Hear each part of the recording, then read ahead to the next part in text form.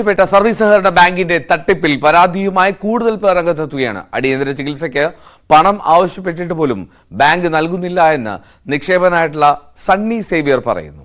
സർക്കാർ ജോലിയിൽ നിന്ന് വിരമിച്ചപ്പോൾ കിട്ടിയ 30 ലക്ഷം രൂപയാണ് സണ്ണിയും ഭാര്യയും ഈ ബാങ്കിൽ നിക്ഷേപിച്ചത്. ISRO ഉദ്യോഗസ്ഥനായിരുന്നു, 33 വർഷം ഉദ്യോഗസ്ഥനായിരുന്നു സണ്ണി സേവ്യർ. അവിടെ നിന്ന് വിരമിച്ച പണമാണ് ഈരാറ്റുപേട്ട സഹകരണ ബാങ്കിൽ നിക്ഷേപിച്ചത്. അതായത് 2021 ബാങ്ക് കൂടുതൽ പ്രതിസന്ധിയിലേക്ക് കടന്നപ്പോൾ കൂടുതൽ നിക്ഷേപം സ്വീകരിച്ച് മറ്റു ഉള്ളവർക്ക് പണം നൽകാനായിരുന്നു ബാങ്കിന്റെ ഒരു നീക്കം.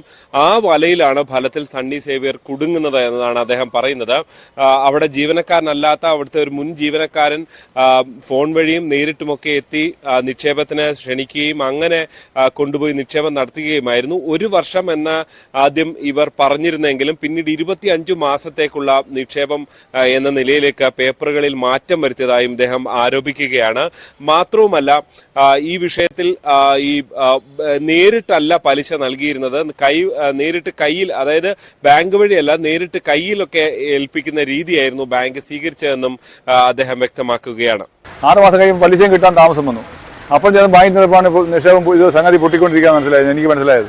അപ്പം ഞാൻ പറഞ്ഞു എൻ്റെ പൈസ മുഴുവൻ വേണമെന്ന് പറഞ്ഞു. അന്ന് മോല് ബഹളം കൂട്ടി തരാൻ നിങ്ങൾക്ക് കുഴപ്പമില്ല, പൈസ തന്നോളെന്ന് പറഞ്ഞിരുന്നല്ലാതെ ഒരു പൈസയില്ല. എന്തായാലും ഇതിൽ ഒരു തുടർ നടപടിക്കാണ് കഴിഞ്ഞ കുറെ കാലമായി നിക്ഷേപകർ ശ്രമിച്ചുകൊണ്ടിരിക്കുന്നത്. പക്ഷേ പോലീസ് അവിടെ ഒരു വിലങ്ങുതടിയാകുന്നു എന്നുള്ളതാണ് ഏറ്റവും ശ്രദ്ധേയമായിട്ടുള്ളത്. ഈ സണ്ണി സേവ്യറിന്റെ അനുഭവം അതാണ്. ഇഡിക്ക് പരാതി നൽകി, പക്ഷേ കേരള പോലീസ് ഒരു FIR എങ്കിലും രജിസ്റ്റർ ചെയ്താൽ മാത്രമേ ആ ED അന്വേഷണത്തിലേക്ക് കടക്കുകയുള്ളൂ. പക്ഷെ അതിന് അവർ ജില്ലാ പോലീസ് മേധാവിയെ നേരത്തെ പരാതി നൽകിയിരുന്നു. പിന്നീട് വീണ്ടും റിമൈൻഡർ നൽകി അതിനുവേണ്ടി, അതായത് ഒരു FIR വേണ്ടി കഴിഞ്ഞ മാസങ്ങളായി കാത്തിരിക്കുകയാണ് ഈ നിക്ഷേപകരെല്ലാം. ഇടിക്ക് ഞങ്ങൾ മെയിൽ പരാതി കൊടുത്തു. ഞങ്ങൾ നേരിട്ട് കൊണ്ട് കൊടുക്കാൻ വേണ്ടി മാസമായിട്ട് കൊണ്ട് കൊടുക്കാൻ വേണ്ടി പോയപ്പം ഇവിടുന്ന് ഒരു കേസ് രജിസ്റ്റർ ചെയ്യണം. കേസ് പോലീസ് രജിസ്റ്റർ ചെയ്തിട്ട് വരാൻ ചെല്ലാൻ പറഞ്ഞു വിട്ടിരിക്കുകയാണ്. അപ്പോൾ ഇവർ രജിസ്റ്റർ ചെയ്യുന്നില്ല. പോലീസ് CIക്ക് ഈരാറ്റുപേട്ട CIക്ക് 18/3 കൊടുത്ത പരാതിയാണ്. ഒന്നും ചെയ്യാന്നിട്ട് ഞങ്ങൾ DYSP കൊടുത്തു. അത് കഴിഞ്ഞ് കോട്ടയം SP കൊടുത്തു. എന്നിട്ട് അവരെല്ലാം അങ്ങോട്ട് ഫോർവേഡ് ചെയ്തു, CIക്ക് വിട്ടു. ഒരു ആക്ഷൻ എടുത്തില്ല. ഈ സണ്ണി സേവ്യറിനെ സംബന്ധിച്ച് അദ്ദേഹത്തിന് നിരവധി ആരോഗ്യ പ്രശ്നങ്ങൾ ഉണ്ട് എന്നാണ് അദ്ദേഹം ചൂണ്ടിക്കാണിക്കുന്നത്. ഇതിന്റെ ചികിത്സയ്ക്കായി അടിയന്തരമായി പണം വേണം എന്ന ആവശ്യവും അദ്ദേഹം ബാങ്ക് അധികൃതർക്ക് മുന്നിൽ വെച്ചിരുന്നു. കരുവന്നൂരൊക്കെ നമ്മൾ കണ്ടതുപോലെ പല മനുഷ്യരും അവരുടെ വാർദ്ധക്യകാലത്തെ ചികിത്സാ ആവശ്യങ്ങൾക്കായൊക്കെയുള്ള പണമായാണ് ഇത് കാണുന്നത്. ആ പണം ആണ് ഫലത്തിൽ നൽകാതെ പോകുന്നതെന്നാണ് അദ്ദേഹം ചൂണ്ടിക്കാട്ടുന്നത്. ഫോണിൽ കൂടെ എന്നെ ക്യാൻവാസ് ചെയ്ത് മുഴുവൻ വീട്ടിൽ ഒരു പ്രാവശ്യം വന്നു, വീട്ടിൽ വരികയും ചെയ്തു. ഒരു പ്രാവശ്യം ബാങ്കിൽ കൊണ്ടുപോയിട്ട് നേരെ പ്രസിഡന്റ് മുറിയിലോട്ട് കൊണ്ടുപോയത്. ബാങ്കിലെ ആരുമല്ല ആ സമയത്താണ്. പുള്ളി 18 വെച്ച് അവിടുന്ന് പോയതാണ്.